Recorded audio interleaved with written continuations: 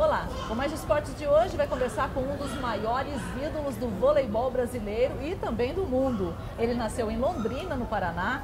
Com o esporte, ele virou ídolo, conheceu o mundo e se transformou num colecionador de medalhas de ouro. Em suas atividades aqui no Sesc Verão 2016, o Giba reservou um tempinho para conversar aqui com a gente. Oi, Giba, obrigada por ter aceito conversar com a gente antes aí das suas atividades. Prazer sempre estar aqui com vocês. Que bom. Muito bom saber que vocês estão cobrindo não só o vôlei, o futebol e o basquete, né? Mas assim como todos os esportes. Isso é muito importante para os brasileiros saberem que existem muitas outras modalidades. Outras opções também, não é? Exatamente. É isso aí. Giba, sua história começou aos 6 meses de idade, né?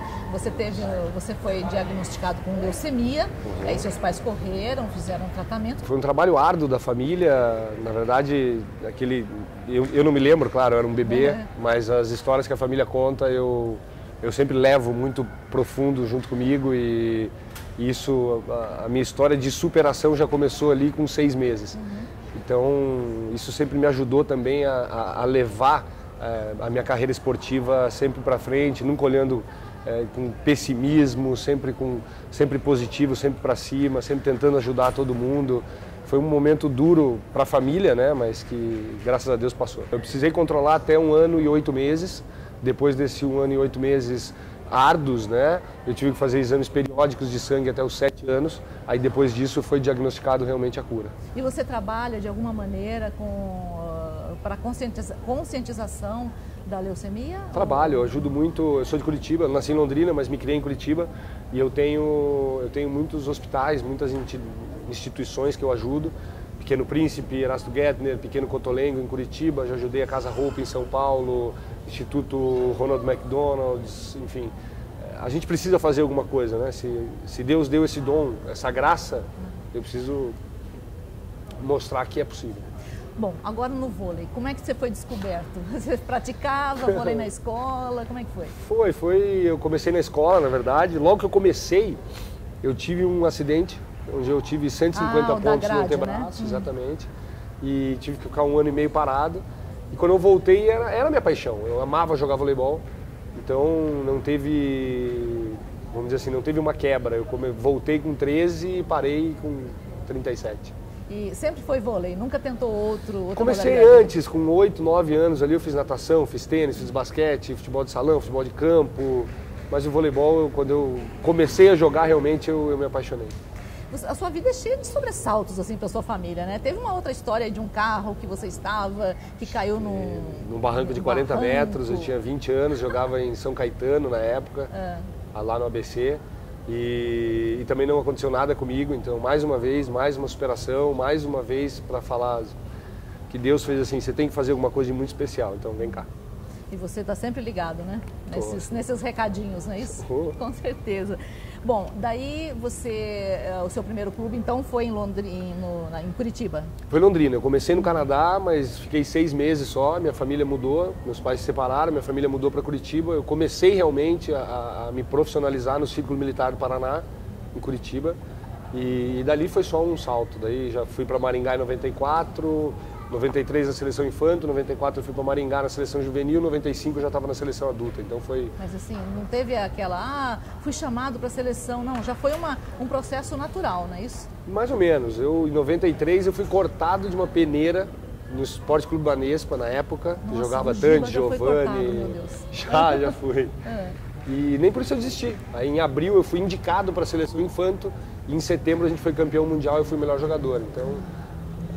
Enfim, sempre uma superação atrás da outra e não me arrependo. Quando todo mundo me pergunta o que você faria diferente, nada. Mas faltou alguma coisa? Nada. Parei, né, na verdade, não acabei, parei muito bem resolvido. Eu falo sempre uma frase que é o seguinte, eu parei, não pararam comigo. Então eu parei numa época excelente da minha vida, programei para parar naquela época, comecei a estudar um pouco administração esportiva e marketing esportivo antes de parar, enquanto eu estava no clube. Então eu parei em 2012 com a seleção e em 2014 com o clube.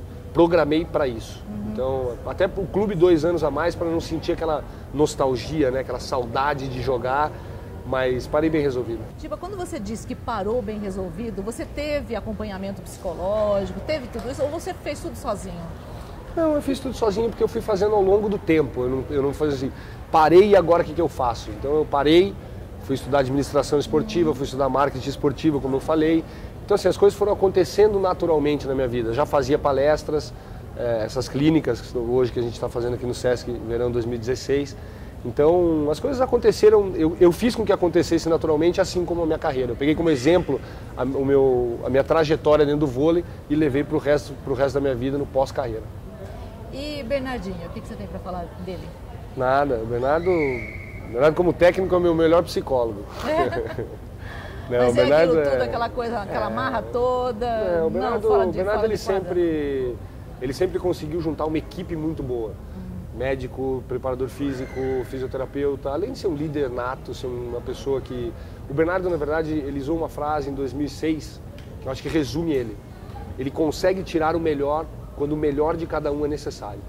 Isso é fantástico nele. Eu aprendi muito com ele sobre isso, porque quando você trabalha em grupo, você precisa conhecer o individual de cada um e saber como aquele indivíduo vai render melhor. E ele sabe melhor do que ninguém.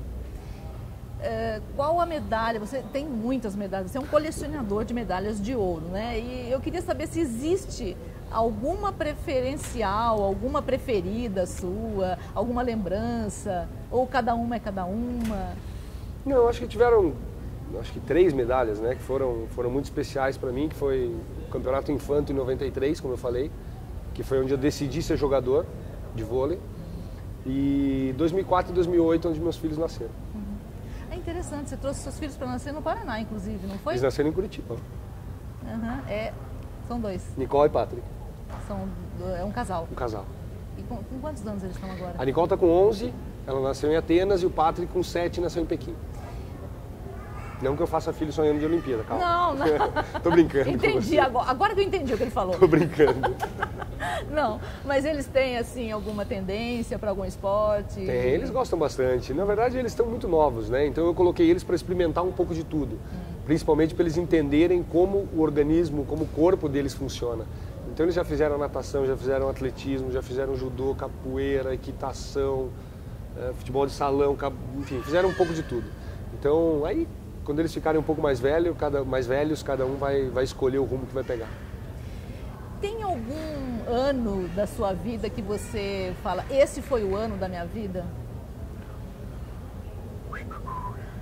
O ano da minha vida? Bem, a viravolta foi em 2003, quando eu fui pego no doping. E ali ou eu enfiava a cabeça no buraco ou eu levantava.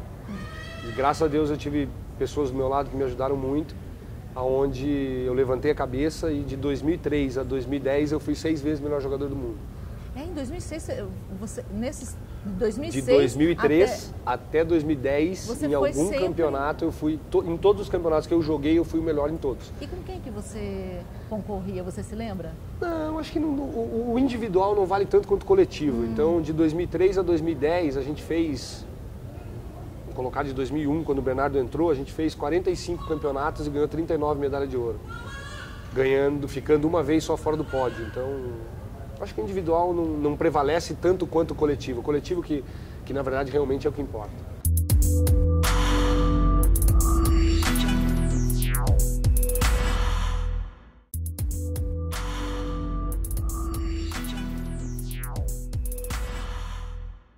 Você se considera assim uma peça-chave na mudança que o vôlei teve? Porque agora é o futebol e depois vem o vôlei, não é? Basquete e tal, mas o vôlei é sempre muito bem lembrado entre os esportes brasileiros. Não, eu acho que o melhor daquela geração é que era uma geração, não existia um individual.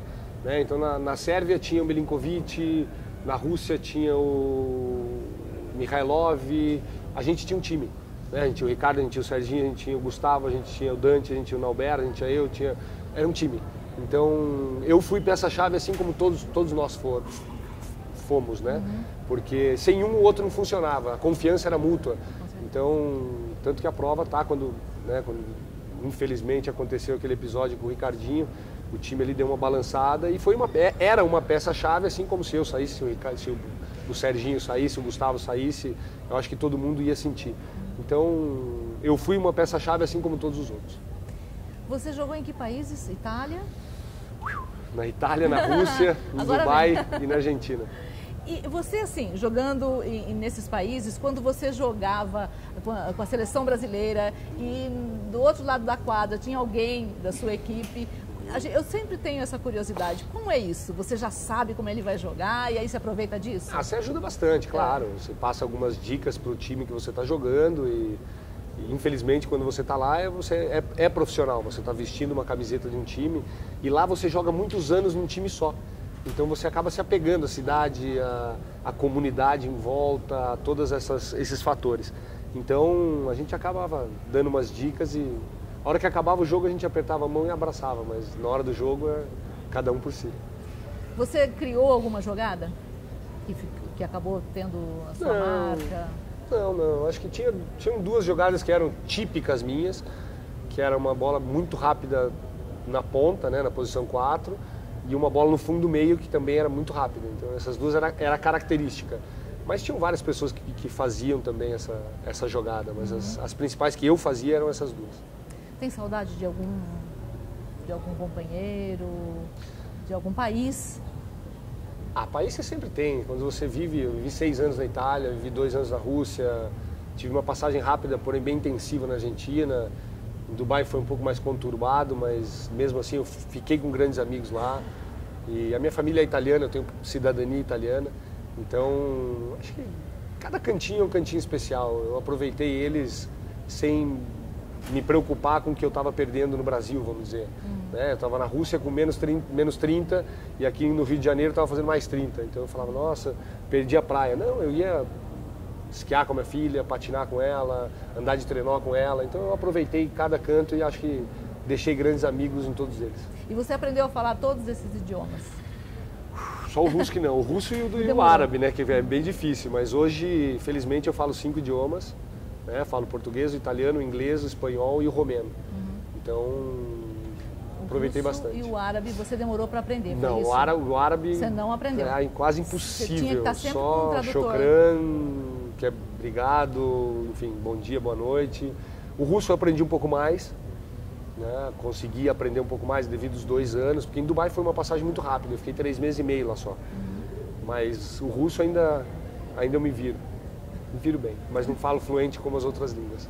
E que tal os novos jogadores de vôlei, os que estão surgindo? Você acha que o vôlei continua com a segunda posição?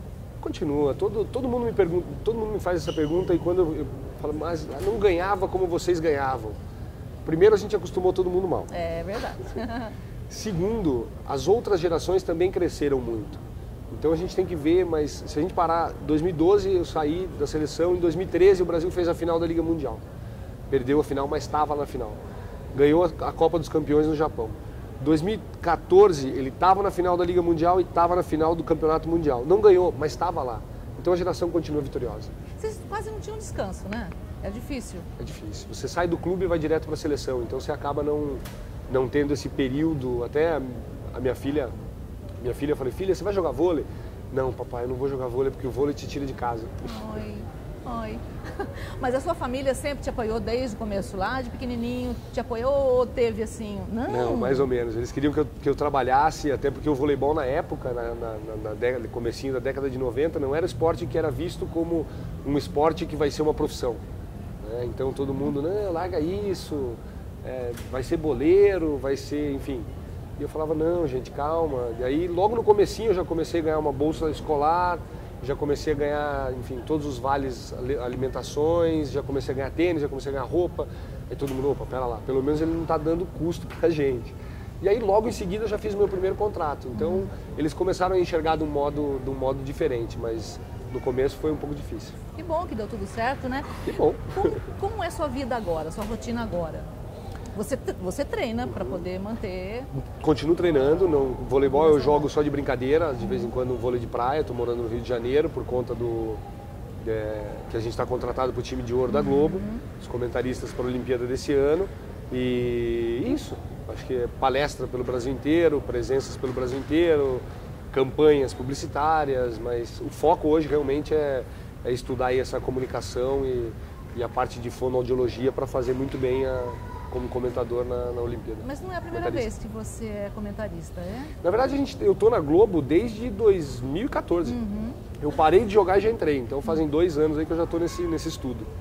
Então sua vida agora é essa, e para o futuro? Algum plano? Eu tenho uns projetos sociais em Curitiba, tem um projeto que vai ser lançado esse ano em Araucária e que a minha ideia é expandir para o Brasil inteiro, que é um projeto que através do esporte a gente faz a educação alimentar e a obesidade infantil, que é um problema muito grande hoje no Brasil, junto com o Jefferson Espanhol, que é um pós-doutor aqui da Unicamp, é chancelado por ele, né, que é uma pessoa extraordinária.